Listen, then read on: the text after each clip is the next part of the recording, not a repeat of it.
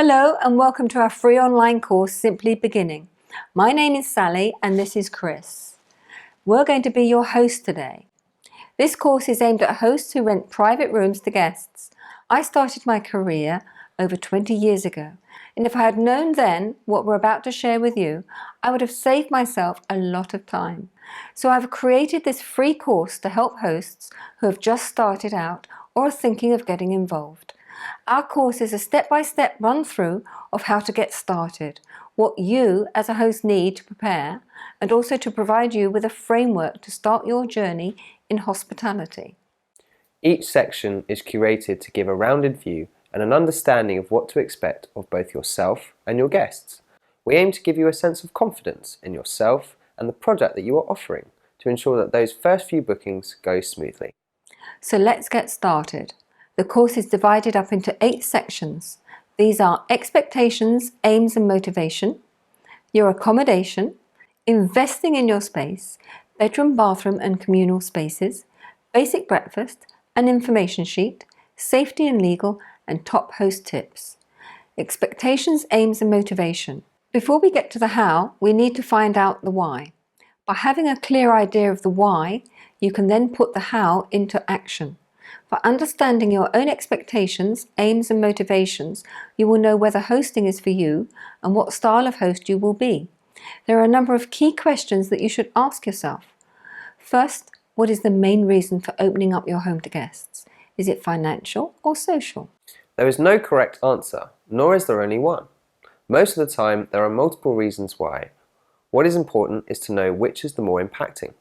Understanding your main motivation is the first step towards committing to becoming a host and will shape your whole hosting offer and experience. Are you confident you can fit hosting within your daily routine? In other words, are you flexible? This is important as hosting is more than just a financial transaction. Also, have you discussed the idea of hosting with the people you live with? For example, family, friends and flatmates. If you share your space with others, you should discuss with them whether they would feel comfortable having guests sharing their living space, as it is their space as well. Have you considered the impact this will have on your privacy? Almost certainly you will have to live with more noise than usual. You will need to be considerate of the needs of your guests, and you will have to be on call in both the morning and evening. How used to living with strangers are you? You may have shared a flat when you were a student, but opening your own home to a constant stream of strangers is worth thinking about for a moment. Make sure you are comfortable with that idea before you proceed any further. Have you thought about the style of hosting you want to offer? For instance, room only, long term, short term, or a bed and breakfast service? How much do you want to earn, be it monthly or over the course of a year? Do your research to see how much other similar businesses in your area are charging. Does that match your expectations? Your answers to these questions should reveal what kind of host you want to be, and therefore shape how you will present yourself and your accommodation. Being honest with yourself at this stage is half the battle, and it will set you in the right direction. Many hosts who do not go through this process end up being disappointed or overwhelmed. Your accommodation. Your accommodation determines your prices, the type of guest you will attract, and therefore how best to present yourself. This is the time to assess what you have and how it can be turned into a guest-ready space. 2 main areas you need to consider are the bedrooms and bathrooms. This is the foundation of your accommodation. You need to assess what you have and structure your offer around this and what you are willing to offer. Let's start with the rooms you are letting. How many rooms do you have to offer? 1, 2 or 3? How big are they? Are they suitable for 1, 2 or 3 people? Where are they located within your house or flat? If you want to maximize your income from hosting, then you need to fully assess the best space for potential guests. Have you thought about giving up the biggest room so you can charge more? However, it is important to remember that this is also about what is convenient for you, as much as wanting to provide a good level of accommodation. Now let's talk about the bathroom. Is the bathroom shared, private or en suite? This has a big impact on price and the types of guests you will attract. What facilities does it have, i.e. bath, shower, a combination of the two? Where is it located? Again, if you want to maximize, being able to offer a room with a private or ensuite bathroom is a big plus for many potential guests. Next comes the communal spaces. This means areas like the kitchen, lounge, dining room, patio, garden. Which of these areas do you have? Are you willing to share these spaces? Are you serving breakfast, and if so, where?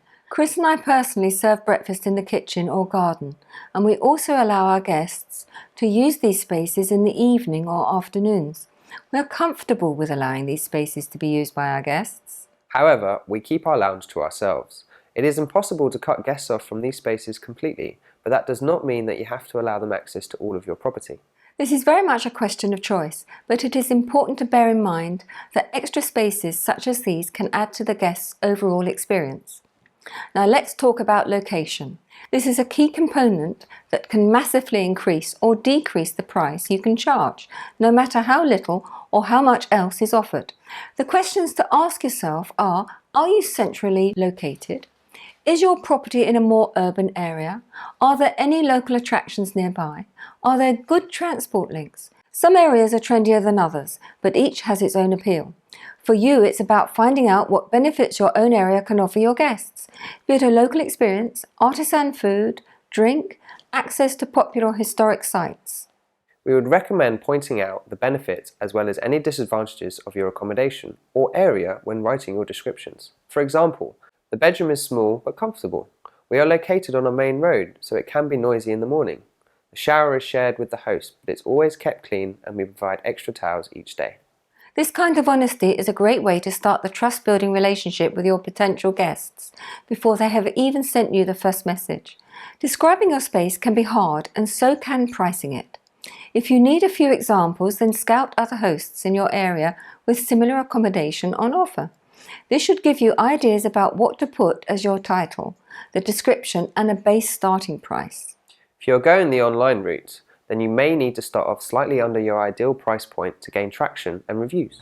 We've asked a lot of questions in this first section to enable you to have a clearer picture of what is beneficial for both you and your guests. There is a PDF summary you can download with all the questions we've asked you. Take a few moments to go over them.